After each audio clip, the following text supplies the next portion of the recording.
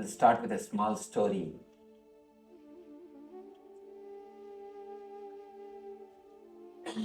Young man from America went to London, was traveling in a train. The elderly British lady and gentleman. Lady had a pet dog.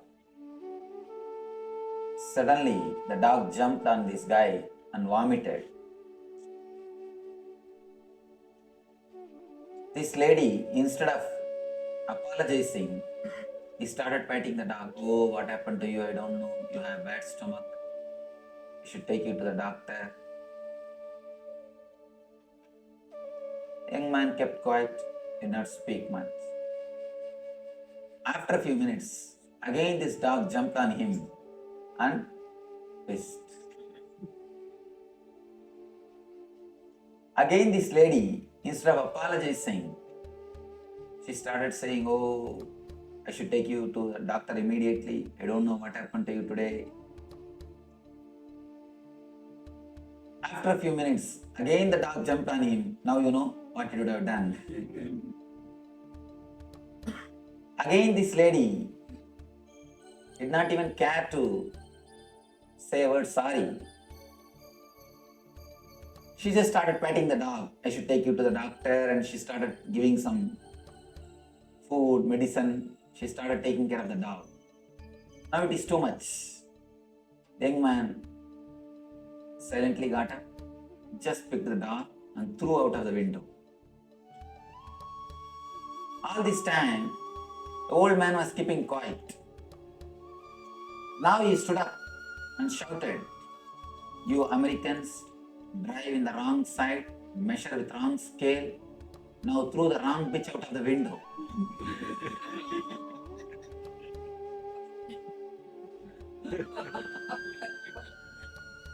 Whenever you throw, you always throw only wrong bitch out of the window. All our choice, all our decisions always end in dilemma. This dilemma is what I call mind.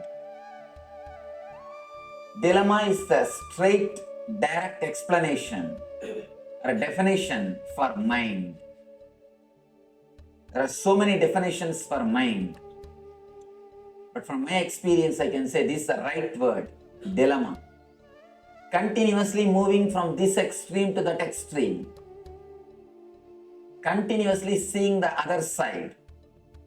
Continuously thinking, I should have done that. I should have done this. I should have taken that type of decision. I should have taken this type of decision. Continuously not accepting the present moment is what is the root of the mind. When you close your eyes, whatever happens in your space, whatever you think and whatever you can think, whatever you visualize, whatever you can visualize, whatever you experience, whatever you can experience, everything, the whole is what I call mind. The root of the mind is dilemma. If you can just accept this moment, the whole reality, the existence as it is, simply you will go beyond mind. You will go beyond mind. You will experience the state which we call enlightenment or superconsciousness. Mind, the root of the mind is dilemma. Because you are continuously in dilemma, all your choices, I tell you, when I say all, I mean all. Capital letter ALL. All our choices end in suffering. Bliss is choicelessness. When you are choiceless, when you are just accepting the flow, when you just accept the nature, You are in bliss. Actually, bliss is nothing but accepting the reality as it is. But we always say, I accept everything, Swamiji. Everything is beautiful. Just this one thing, it is around the corner. Let me correct this one thing. Tomorrow I will be happy. When we are in India, we think if we just get visa, it will be really great.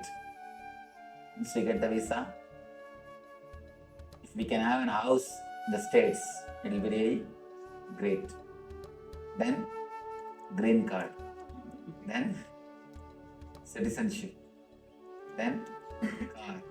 One by one, by the time you have a family, already you have mortgaged your life. Already the life is mortgaged. We just postpone. Just after this, I'll be happy. Postponing the bliss, postponing the ecstasy, postponing the joy, which is continuously happening in you, which is your nature, is the root of the mind. Understand? In bliss, you can't have mind. Because bliss happens to you when you are choiceless. In the choicelessness, bliss starts happening. Whenever you choose, you always choose misery. Any choice is nothing but misery. People ask me, Swamiji, should I continue my spiritual life or my material life? For which I should give more importance? It's a very big question. $1 million question. Every so-called spiritual seeker asks this question. Please understand, only so-called spiritual seeker, never the real seeker. Just like professional lawyers, professional doctors, there is a group of people who think themselves as a professional seekers. Their only job is continuously reading some book and window shopping from master to master, from group to group, and gathering here and there something, thinking that they are great seekers. I have seen thousands of these so-called great seekers. They always come up with one question. Should I put more energy, more time on my material life or in my spiritual life? I tell you, the moment you choose, you have started suffering. The moment you choose, you have started suffering. Whether you choose spiritual life or material life. If you choose the material life, you will always feel, oh, I am missing the spiritual life. You will be visualizing what you are missing. If you choose the spiritual life, you will always miss the material life. I tell you, there is no need to choose. Material life is horizontal line. Spiritual life is vertical line. We always have a dilemma, which one to choose. If you look little deeply into your being, of course, looking little deeply into your being is what I call meditation. If you meditate little bit, you will understand, experience. You don't have to choose horizontal line or vertical line. You have the capacity to grow in both directions at a time. That is what I call quantum spirituality. You can explode in the horizontal direction and in the vertical direction at a time, in same space. Real spirituality or real meditation is living in this moment.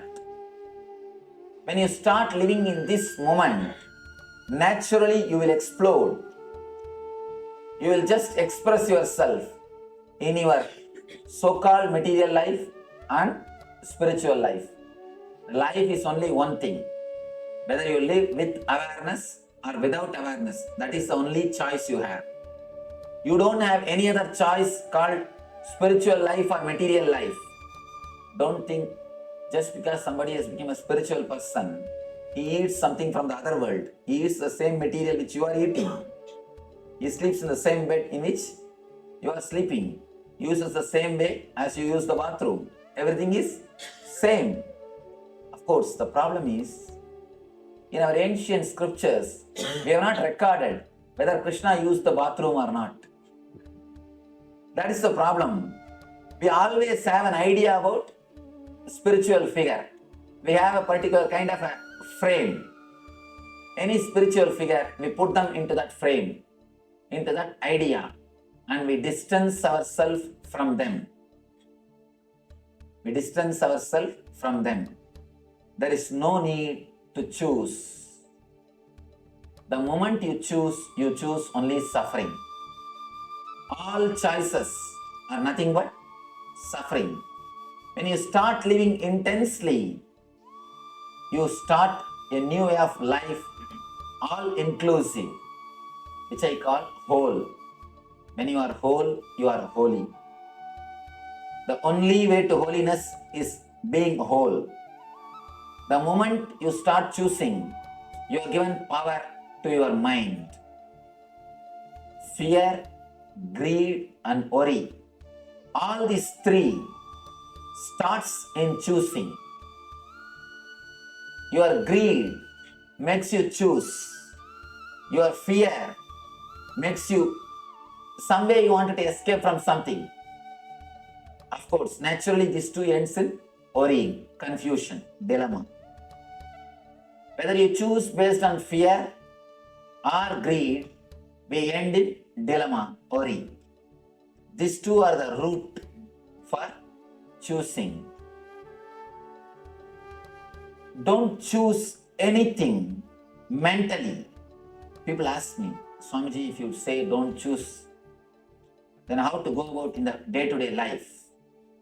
Should I drop spirituality or should I drop my profession?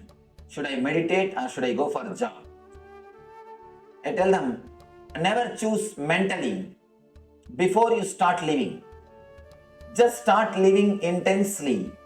As you feel, as your heart guides, you will see simply your profession will become meditation. What has to drop will drop automatically. Whatever has to drop will drop automatically. You don't have to choose, that will choose you. You don't have to choose, just your whole being will start choosing. The moment you choose with your logical calculation, with your intellect, you are in trouble. Not choosing, accepting the flow, going along with the flow is what I call intelligence. The moment you accept, something happens to you, that is what I call intuition. The normal level, very basic level, you are in the level of instinct. The moment you get the little bit energy to choose intellectually, you come to the level of intellect, man. If you drop choosing, accept the flow, something happens to you, intelligence, you become divine person. When you stay in this level, in that same energy, something more happens to you, which I call intuition. You become divine. Step by step, from instinct to intellect, from intellect to intelligence, from intelligence to intuition. Usually, almost we are all stuck, 90% of us are stuck in intellect level. Of course, we are not in instinct level, we are in intellect level. Continuously fighting with yourself, continuously creating conflicts. That is the reason we need so much of entertainment. Why do you think continuously we need partying, drinking, TV, movie, everything? When I was first brought to this country, when I came first to this country, they showed me all this Universal Studio and Disneyland and whatnot, all those entertainment things.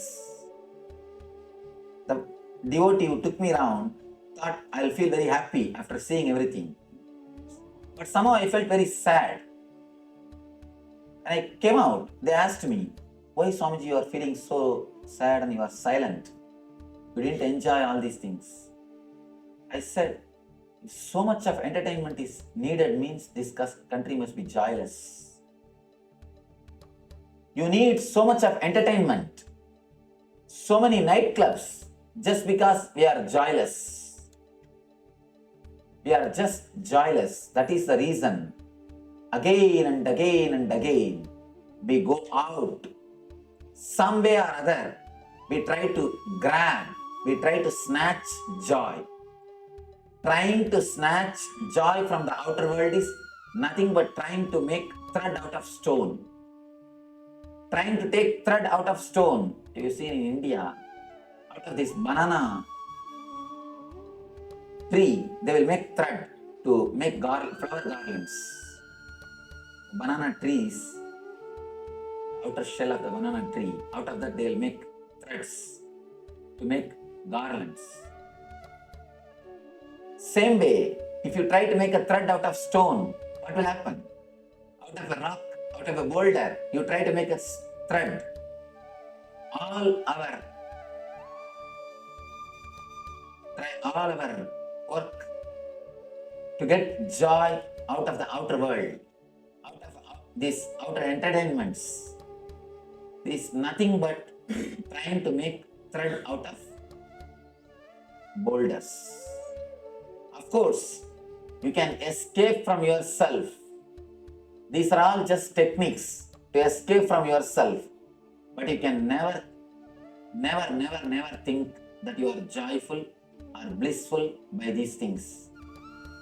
Unless a person is totally comfortable with himself, unless a person is totally eased with himself, unless somebody is totally relaxed with himself, I don't think he can find joy in anything from the outer world.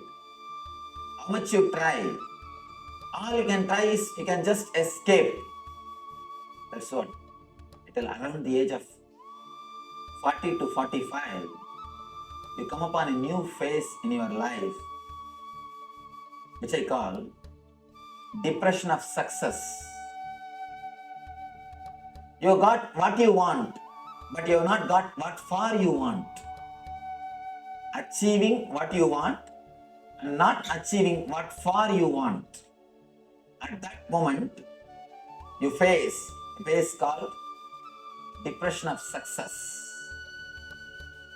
That is the time we take major decisions in our life. People try to change cars, houses, wives. You continuously try to change. That is the age you decide or you think of changing cars, houses, spouse. You try to change everything. Either you go for outer change or you become addicted. Means you try to escape from yourself. Escaping from yourself can happen in many ways. Not only through alcohol or drugs. It can happen through TV. TV is also one of the methods. You try to escape from yourself. You just don't want to sit with yourself. That's the reason continuously you are with some entertainment. So much of restlessness. That is why in every 15 minutes you will go around, complete one cycle of channels. We can't even sit with one channel more than 15 minutes.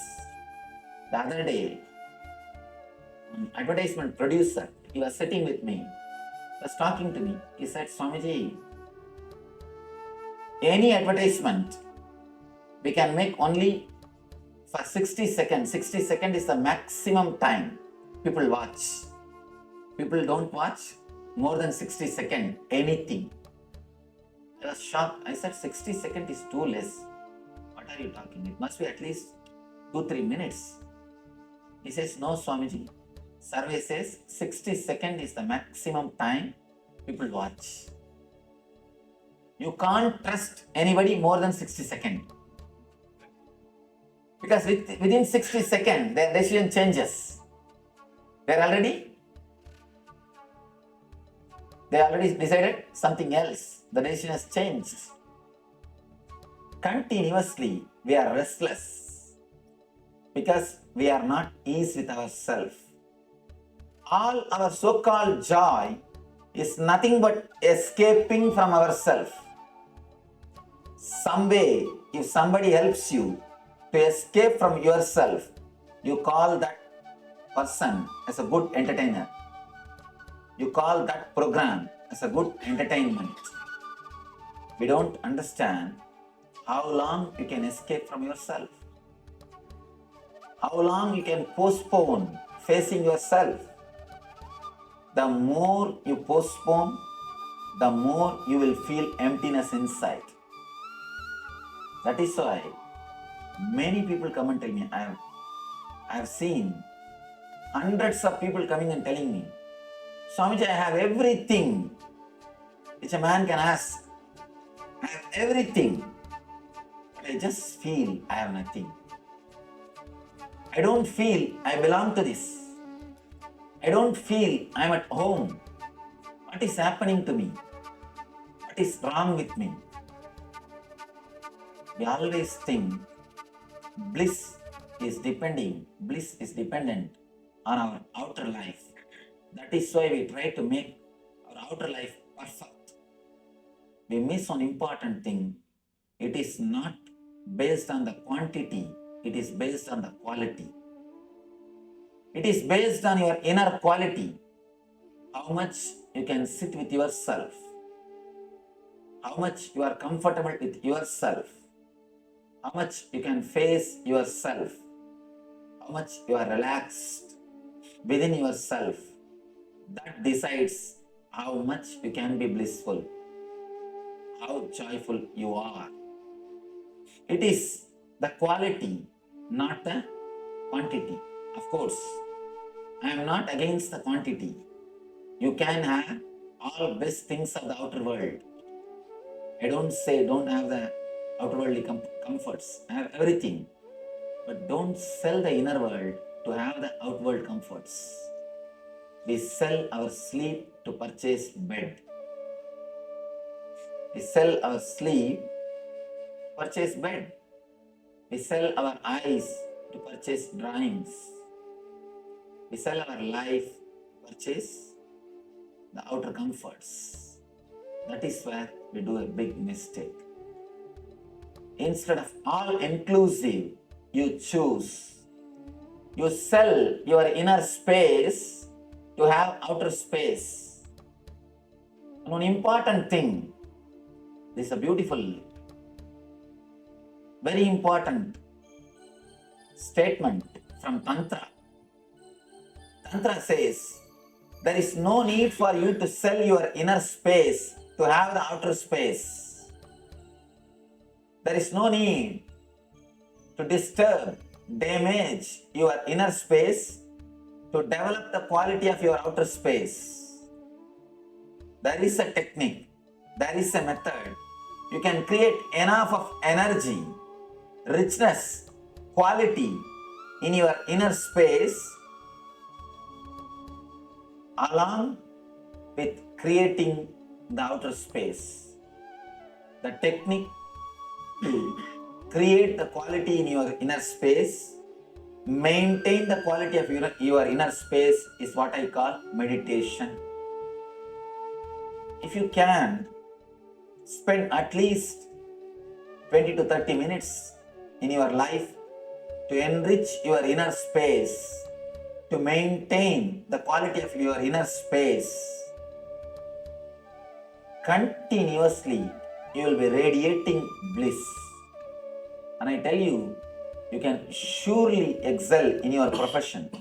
When you radiate bliss, you understand what for you are here, what you need, what you want, and what is your space, what is your role in this universe.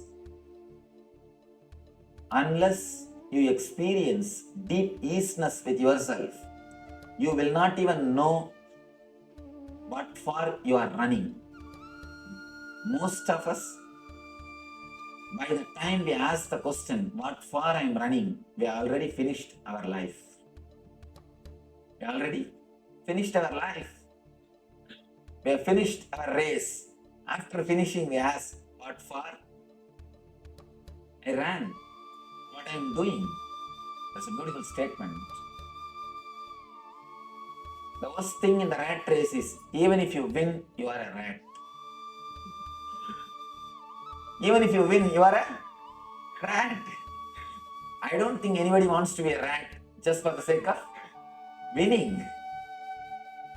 If you choose to be a rat just for the sake of winning, it is up to you. It's actually our decision. Next thing, somebody was asking me yesterday, how to clear the negativity. This is a very important thing. Today I wanted to address about this, especially for doctors. Continuously, you swallow negativities of the patients. Continuously, you are hearing about the problems. You are hearing about diseases. You are meditating on negative things. Please be very clear. For others, people who are in the other professions, for them, meditation is a luxury. If they want, they can have, otherwise there is no need. For doctors, it is a basic necessity. If you don't meditate, be very clear, we are going naturally towards depression. Because every day we are meditating on negative things.